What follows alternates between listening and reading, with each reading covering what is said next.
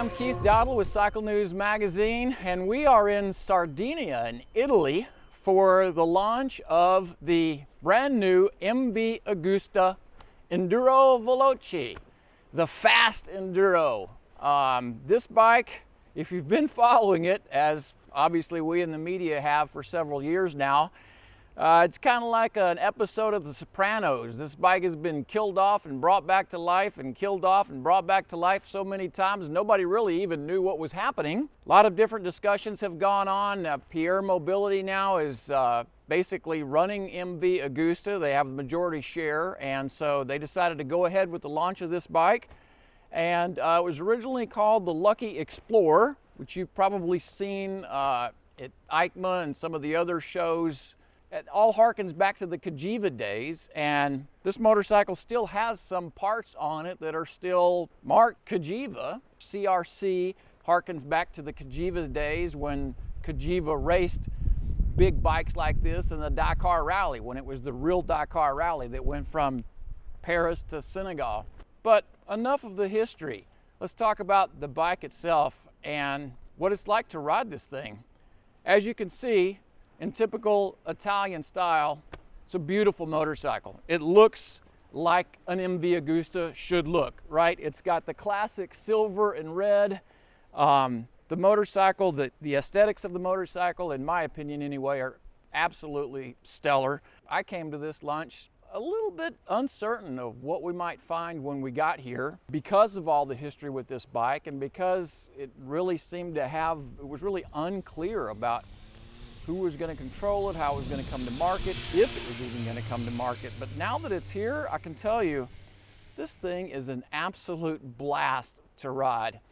First of all, it's got a 124 horsepower, 3-cylinder, counter-rotating shaft engine in it that sounds like a Formula One car. I mean, the thing is so, the sound alone just makes you want to shift and give it gas and upshift and downshift and use the quick shifter, which works flawlessly.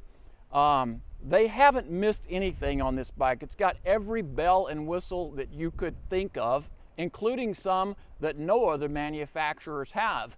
And I think one of the biggest things, and I'll kind of start this way and work my way back, they have an app. Yeah, of course, everybody's got an app for that, right? There's an app for that. Well, this app is different from any other motorcycle app in that you can change the settings on your motorcycle from your living room. On your app, you can control traction control, the ABS, the mode the thing is in. You can, if you want to go on a ride, you can map it out and you can say, when I get to this area, I want to be in off-road mode. When I go to that area, I want to be back in touring mode. I want my ABS this way, my traction control that way. And then when you come to get on your bike and you start it up, all that information is downloaded into the bike. It's unbelievable. If you follow MotoGP, some of you may already know that, you know, MotoGP bikes, they literally change their settings at every corner of the track.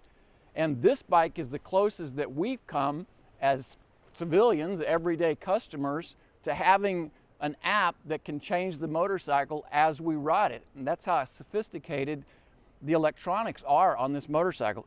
It's absolutely mind-boggling that they can do that. It's got launch control. Speaking of Formula One and MotoGP, this thing has a launch control on it. You push the button and it gives you instructions on the screen what to do. It says, pull in the clutch, shift to first, hold the throttle wide open. It says that. And then, of course, release the clutch. And it is amazing. I mean, the thing, of course, it's got wheelie control and all that, so it doesn't let you loop over backwards. Yeah, like I said, they have thought of everything. Of course, cruise control, selectable ABS, traction control, all of the modes are the typical. It's got touring mode. It's got traction control. The traction control setting has 8 different settings, but if you dig down a little deeper, another thing that's unusual about this motorcycle is that depending on what tires that you're running, okay, so if it's got the street tires on it, there's one set of settings for street tires. But when you go deep down into it and you put like the Battle Axe, I'm sorry, the AX41 Bridgestone knobby tires on it. That's the homologated tire for this bike. The electronics, you tell it that those are the tires that you're running, and you've got more settings now that are specific to those tires. So it's pretty amazing. It's got adjustable suspension. The forks are fully adjustable for preload, compression dampening, and rebound, which is rare to find on a bike like this. Same on the rear shock, fully adjustable, preload, compression, rebound. Again, they have thought of everything, and if you're in the market for a really premium motorcycle that is going to be, I should back up and say, these things are all hand built, okay? Their production line is not like the typical production line for most manufacturers. It's a small manufacturer, it's kind of a boutique style manufacturer. They're all hand built. Every single motorcycle is hand tested and hand ridden before it goes in the box to go to a dealership.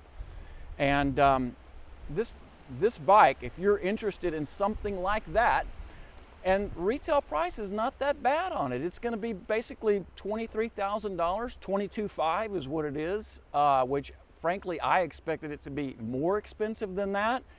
I think for what you're getting, you know, if you compare some of the other bikes on the market, I think the Triumph 900 would probably be a good comparison.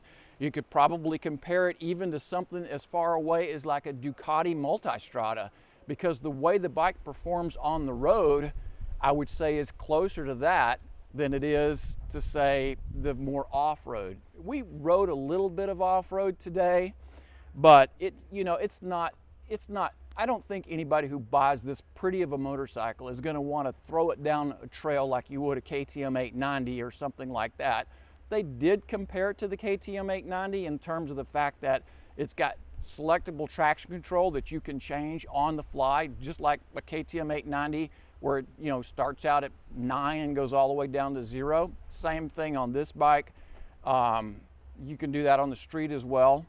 But all in all, this motorcycle has got everything that you could ever imagine having, and I'll tell you, all of the editors today were blown away by this bike, how well it handled, the performance, and again, the sound of it is just, it's classic Italian. I mean, what can you say? It sounds like a Lamborghini or a Maserati. Absolutely fantastic motorcycle. Check out the written review. We'll have a full written review with all the specs, details, in-depth analysis on Cycle News and cyclenews.com. We'll have both written and the online version. So check it out, cyclenews.com. So I'm here with Philip Habsburg. Philip is on the board for KTM AG, and Philip has been with KTM for how long? It's close to 26 years. Close to 26 years, and he is high up on the food chain, if you will.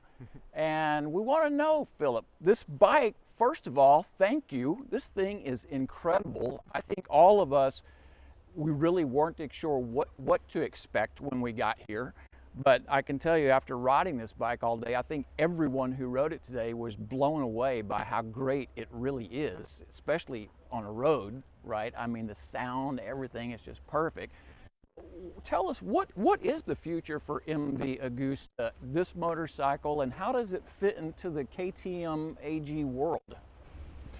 Yeah, the KTM AG world is, we have certain brands. We have meanwhile 4 motorcycle brands.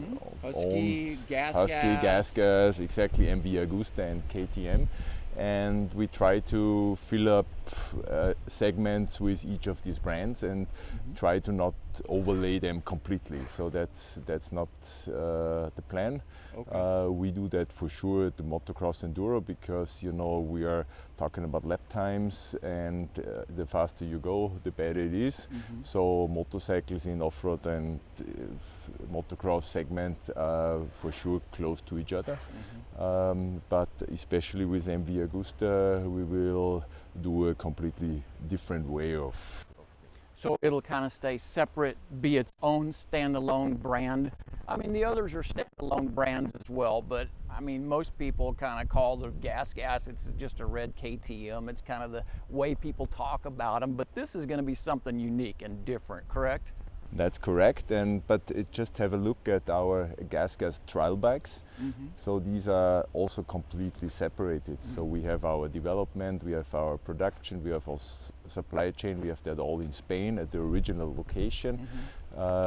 So we are somehow also trained to that kind of factories and separate things from each other. And for sure, there will be some help out of KTM, out of Marikhofen in Austria. But MV will be a complete separate so company. They'll stay in Italy. They'll will be stay their in Italy. own production, their own development, their own marketing and dealer network as well. Yes. So for sure there will be, especially on the dealer network side, there will be some dealers also for KTM, you know, as you have it in America, multi-brand stores, multi-brand dealers. Correct, that's for sure. Right. But there will be also a completely different type of dealers also with MV, because there are more luxury, more premium than, example, a gas dealer. Right. Okay. Well, so that's the plan, how we want to set up the whole thing, and all the core departments will stay in Varese and in San Marino as they are right now. I see. Okay. So how is the internal feeling about MV Agusta now that it's kind of part of the family? Is there excitement, or is it just more work for everyone? No, of course. Yeah, for sure that's maybe the downside, but for sure there's a lot of excitement, because I'm not sure if it was 96 or 97. It was before my KTM times. I was always a big motorcycle enthusiast, and we were, a friend of mine and me, we were at the Munich Motor Show, and there we saw the presentation of the F4. Oh. You know, and we were laying in front of this bike and underneath and everywhere, and we were super pumped with the whole styling and how it looks and all the numbers and technical issues and so on. And yeah, now I have a MV Agusta gear. So if you would have asked me that 10 years ago, I would not believe. So it's kind of a dream come true in some ways for you and probably others within the company, right? Sure. Well, I'll tell you, thank you so much for having us, and thank you so much for bringing what is really an incredible motorcycle. I mean, I was saying in my stand-up that I wasn't sure what to expect, but it is incredible. I should also point out 4-year unlimited mileage warranty, so you guys are confident that this thing is going to perform and it's going to not have problems. Yes, so we are. And we were really looking forward to have you guys here, because, you know, as a development, you're doing years after years all in that product. You are pretty confident, but, you know, never be sure. Right. And now we have the first group of journalists here, the first really external ones who ride the bike, and we are super happy that you like it. All right. Well, thanks again for having us. Sure. It was a pleasure.